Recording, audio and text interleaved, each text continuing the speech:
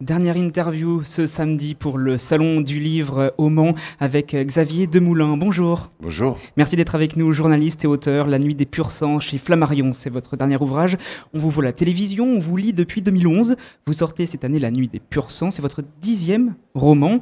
Un thème extrêmement puissant pour vous, celui des chevaux, le monde équestre, on aura l'occasion d'en parler. C'est une 10e publication, est-ce qu'elle a déjà quelque chose de particulier, une petite symbolique ou pas du tout? Le numéro 10 Ouais. C'est toujours un moment symbolique. Il n'y a pas d'habitude à prendre en littérature. Ça ne va pas de soi. Il n'y a pas de systématisme. Donc, en fait, c'est un numéro 10 comme un numéro 1, comme le numéro 9 était comme un numéro 1. Chaque livre est un peu une première fois. Vous n'êtes jamais sûr d'en faire un suivant, c'est ce que vous avez dit la Déjà, dernière fois. d'une part, on ne sait pas. Et puis c'est un des seuls domaines où je vous dis, chaque nouveauté est une première. C'est chaque fois la première de quelque chose. Et puis là, vous allez sur une thématique extrêmement intéressante pour vous, c'est quelque chose qui vous touche. Et Tous donc, mes livres me touchent.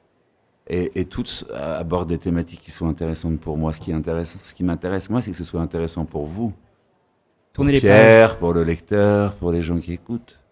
Moi, c'est pas le sujet. Le sujet, c'est que si je me lance dans un sujet, sur un sujet, c'est que ce sujet-là me parle. Mais après, le défi, le pari, c'est de faire en sorte que ça arrive au lecteur. Parce que vous pouvez écrire tous les livres que vous voulez, s'il n'y a pas de lecteur, il y a vous personne êtes seul. Et en fait, on écrit aussi pour pas être seul.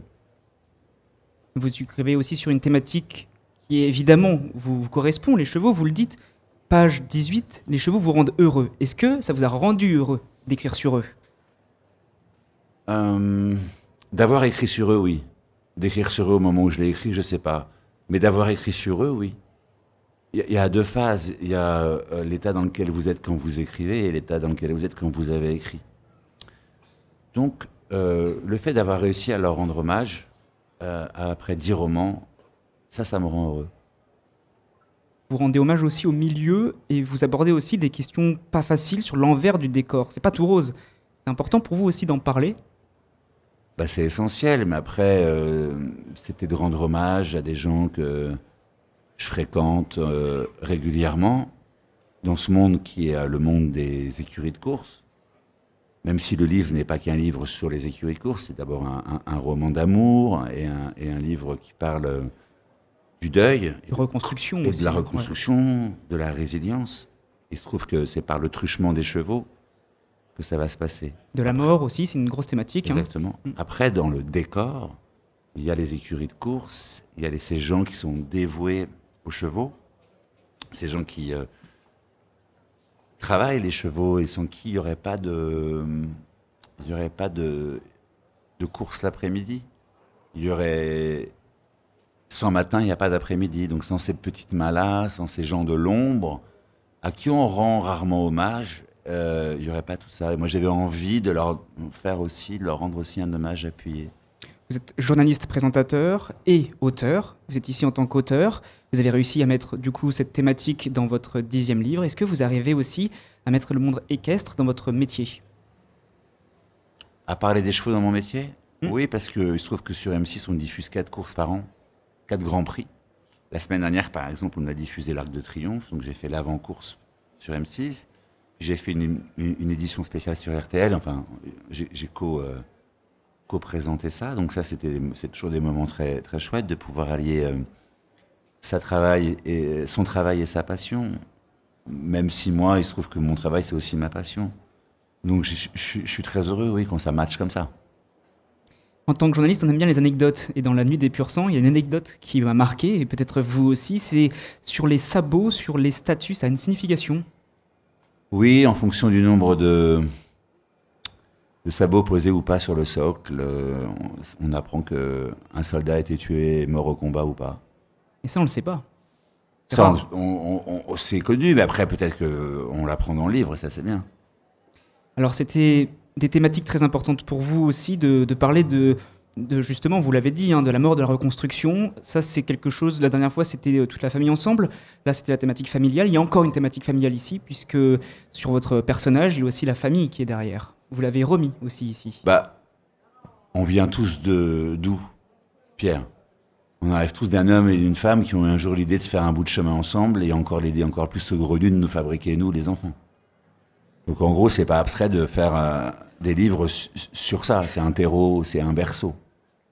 Le point commun de tous les gens qui nous écoutent, c'est qu'on vient tous d'un noyau. La famille, elle ressemble à celle qu'on a. Elles sont toutes évidemment différentes, mais c'est de là d'où tout part. Donc c'est vrai que c'est récurrent chez moi et c'est un thème que je trouve assez romanesque en fait. Et là, en l'occurrence, la famille, c'est une mère et son fils. Revenons aussi sur votre dernier ouvrage. Vous me disiez dans la dernière interview sur toute la famille ensemble que votre enfance, elle est éparpillée dans vos romans comme un puzzle. Quelle pièce du puzzle il y a dans celui-ci? Je vous disais que mon enfance ou que ma vie?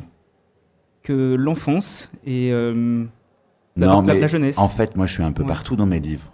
Et en même temps, à la fin, je suis nulle part parce que à la fin, c'est l'histoire, donc c'est la fiction. Être un petit bout dans toute la famille ensemble, de la grand-mère, du fils, de la femme, du père, du frère, oui. Comme dans La Nuit des Purs Sangs, je suis un peu de tous les personnages, même la mère, il y a beaucoup de moi dans chaque personnage. Après, l'idée, c'est, on met de soi et après, on s'en va. Et le personnage, il s'autonomise. Une fois que vous avez pris soin de disparaître et pour lui donner son identité, moi, c'est comme ça que ça marche chez moi. Donc, qu'est-ce qui joue précisément pour répondre à la question? Eh ben, des choses qui ne s'étaient pas forcément jouées avant. Parfois, on oublie des choses qui reviennent au moment de l'écriture. Parfois, on se rend compte que on a abordé tel sujet sans en être conscient au moment de l'écriture. Mais une fois que le livre est terminé, en fait, c'est plein de mystères. Plein de mystères mystérieux. Une histoire, un livre. Dans quelles conditions vous écrivez? C'est intéressant, du coup, parce que vous vous mettez vraiment dans une situation pour écrire. La vôtre, c'est laquelle? Chaque auteur est très différent. Pas tellement. En fait, moi, je fais pas mal de choses et j'aime bien ça. Et donc, quand j'écris, j'ai pas besoin d'être dans une disposition particulière. En revanche, j'essaie d'être focus. Quand je fais un truc, je fais pas autre chose. Je vais pas écrire et être sur mon téléphone en même temps. Je vais pas vous parler et être sur mon téléphone en même temps. Donc quand j'écris. Quand je monte à cheval, je monte à cheval. Quand je présente un journal, je présente un journal. Vous voyez ce que je veux dire? Et en fait, ça permet d'être chez soi un peu partout, quoi, parce qu'on est avec soi. Le danger aujourd'hui, c'est avec les algorithmes notamment, c'est d'être éparpillé, d'être jamais là, parce qu'on est toujours, il y a trop de stimuli extérieurs qui vous sollicitent et donc vous n'avez pas de, votre pensée, elle part en fumée, quoi.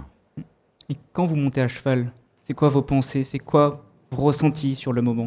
C'est quelque chose qui est très différent de la télévision, de Paris, de ce ça quotidien? n'a rien à voir. Moi, mon ressenti quand je suis sur un cheval, c'est d'être avec le cheval. Donc c'est un dialogue avec lui.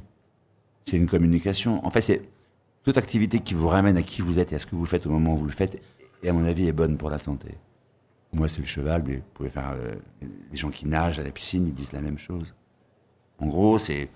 Surtout dans un monde comme aujourd'hui, je trouve que c'est bien d'avoir des activités qui vous relient à vous à l'instant T, quoi.